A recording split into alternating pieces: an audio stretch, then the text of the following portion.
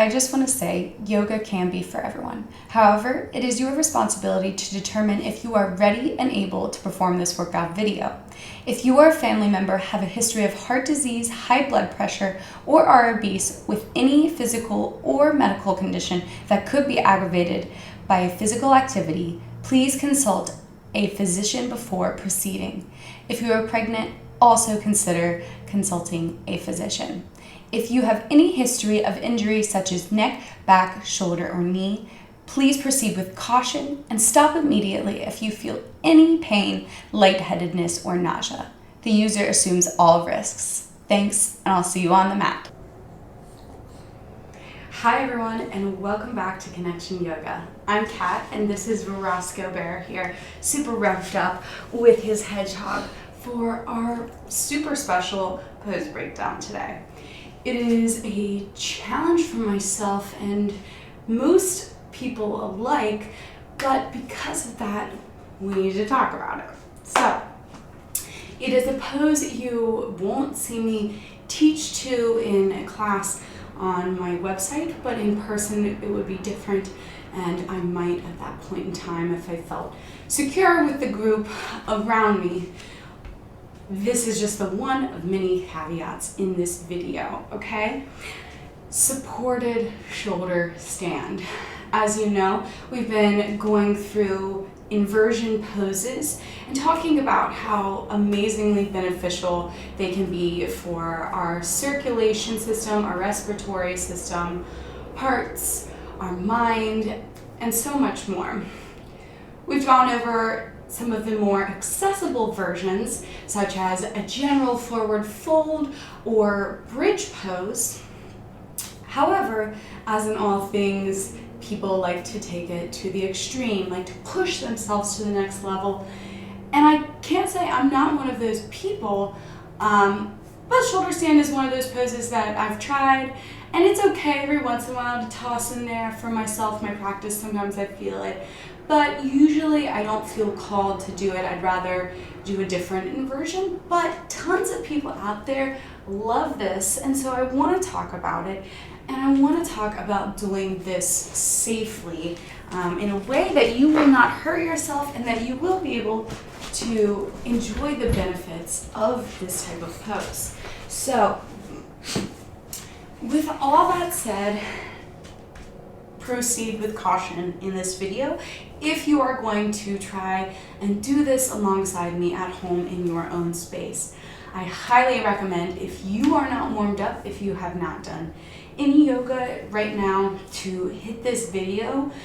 Do one of my quick warm-up videos, selfly practice. I trust you all. Like, do some sun A's, sun B's, and get some blood flowing. Forward folds, those are going to be really important because we are working our back, our spine, our core. This is a fairly intensive pose. I would say it's in the range of an intermediate to advanced pose. So, with all that said, it doesn't mean you can't do it today. We're going to break down the traditional version of supported shoulder stand, and then we're going to talk about some modifications, some ways for you to safely get into this pose, barring that you have a neck injury or back injury. If you have either of those, or if you are pregnant and have not been doing this regularly before you got pregnant, then I suggest you save this video for another day. Also, if you are feeling not very well in your stomach or experiencing any sort of diarrhea, it's probably a good idea to just come back and revisit this posture when it's right for your body. And that's okay, and that's power, knowing those things about yourself. So, starting with traditional shoulder stand, what you're gonna do, you're gonna lie onto your back first and foremost. So, inversions, just a little reminder, is anytime our heart is above our head, okay? So, forward fold, heart above the head, bridge pose, heart above the head. Shoulder stand, definitely. So, hi Sco, yeah, I know, you wanna be involved. So you're gonna lie onto your back I myself need a little support in this range, and that's okay. I have my props already put into my mat. We will talk about it later, but I've got 2 folded up blankets right where each of my shoulders are going to be underneath my mat, which is a little sticky. So you might want to do that. Try it out. We'll talk about it again at the end. For now, if you just have your mat the way it is, go ahead and you can keep it that way. So onto your back. We're gonna ignore Roscoe, even though he's super fun right now. Lie with your arms alongside your body and take a bend in the knee. Place your feet on the earth with your heels just behind your sit bones. All right, so what you're gonna do is press your forearms, your palms into the earth, and then press your feet and lift them away from the earth, bringing your knees closer into your belly. So this is just the prep, okay? Everything else is grounded down, tailbone long, and continue to breathe throughout the process. That will be your gauge. If you find you're not able to breathe at any point in time, then you're in it too deep and you need to come out, reassess, and maybe go back in or maybe don't. And that's okay. So continue to curl up, lifting your pelvis and then the back of your torso off the earth, pulling your knees closer to your face. Once you're here, you can start to walk your arms a little bit in, bend your elbows, place your palms flat on your lumbar spine, and start to walk your elbows in closer until they're about shoulder width. Knees are still over the body, with the torso finding its way perpendicular to the earth in your mat. Then you can walk your hands a little bit more up your back and start to stack and build the straight line that's going to work for us to build this supported shoulder stand. We use our natural geometry of our arms to support here. On an inhale, you're going to start to lift the knees towards the ceiling, heels by your sit bones still. Pull your tailbone towards your pubic bone and the inner part of your thighs rotate in. On your next inhale, press your feet all the way up. Feet are flexed until the back of your legs are lengthened to your limit.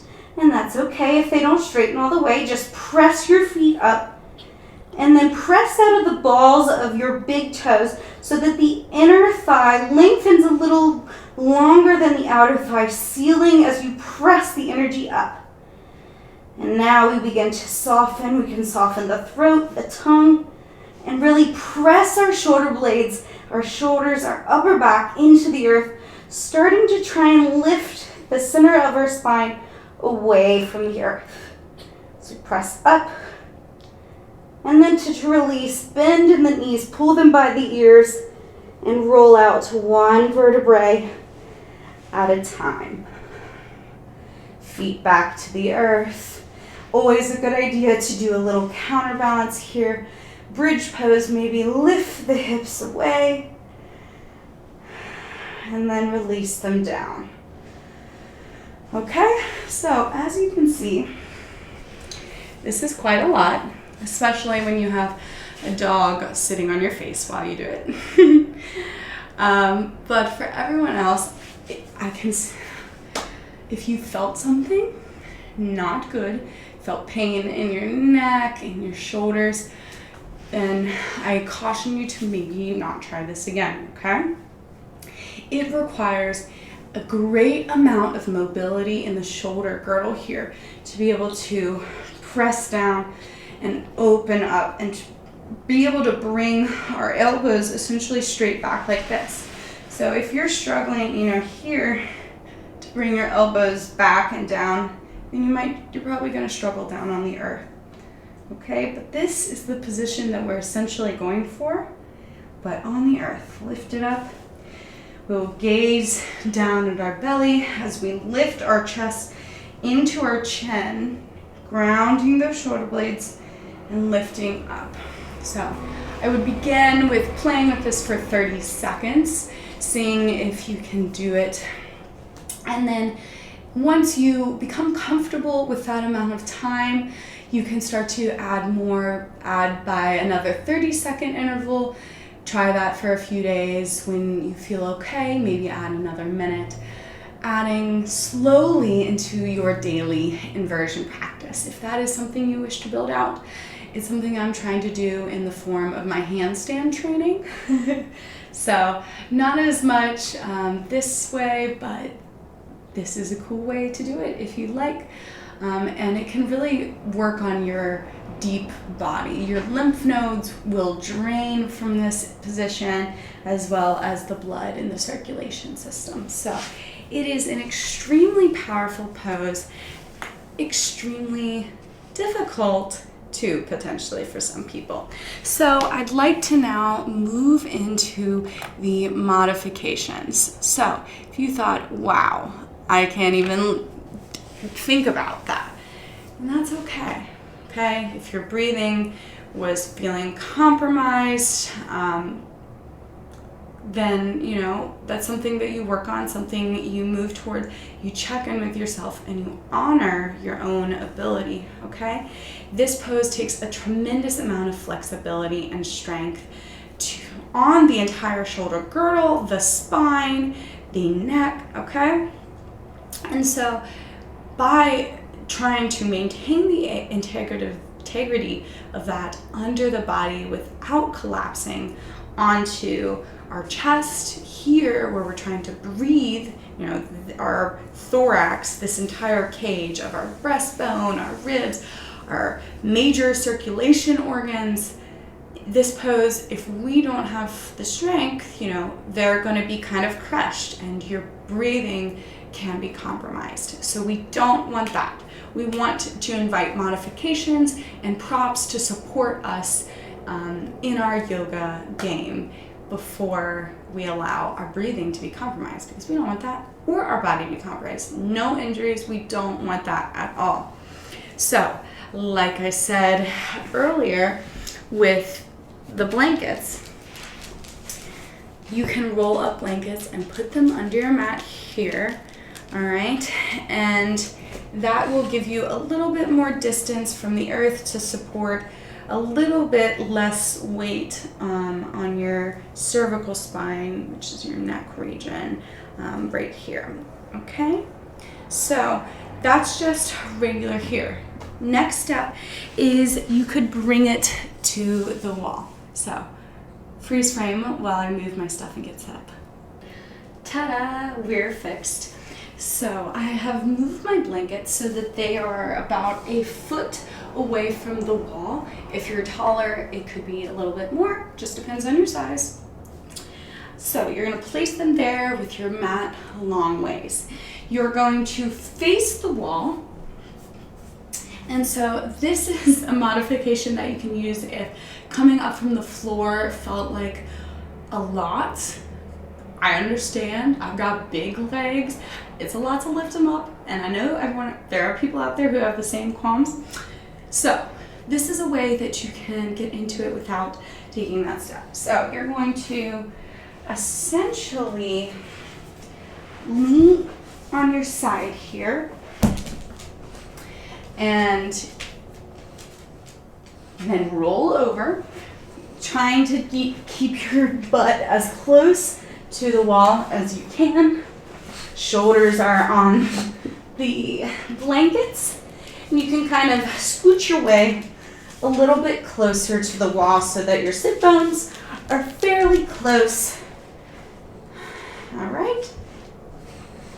So now that I've wiggled my way here, this is an inversion. I don't know if we've talked about it before, or I'll have to check. If not, this is just legs up the wall. It is a great way to finish a practice of Shavasana. It's a really gentle inversion. You can lift up and put a block on the low or medium setting under your spine here and make it a little higher, okay?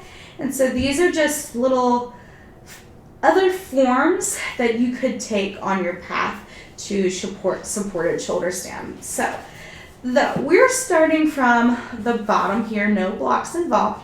You're going to take a 90-degree bend in the knees and plant the feet. You are so lovely today. Plant the feet on the wall. You're going to press your feet to lift your hips, bringing them, maybe walking your feet up a little bit more so that your hips are in line with your shoulders as you want. You can bring your hands in, then placing the hands on the upper back, fingers kind of in on the inside. And then once you're here, you can release one foot, both feet, and explore just like what it feels like to support yourself in general, in the lower stage. And then if you're ready, you can extend and try and go to full supported shoulder stand from the wall. And know that the wall's there to support you. And whenever you're done pressing your shoulder blades into the earth, lifting your gaze to your belly button, you can just bend your knees and place your feet back on the earth, move your hands, and lower your hips to the earth. And that's it. That is a beautiful, beautiful modification there. I love that. I think I might try and do that more myself. But yeah, that is supported shoulder stand. It is an interesting little one. Like I said, it could be quite dangerous. So all of this, proceed with caution. Any form of neck injury, do not try. It's really not worth it. It's really not. Pain is not worth it. Pain is not worth the gain. All right, we don't believe in that here. I want you to safely work within your own limits. I have no problem with challenging yourself, trying new things, but it should never be at the risk of your physical health. So there we go. That is supported shoulder stand.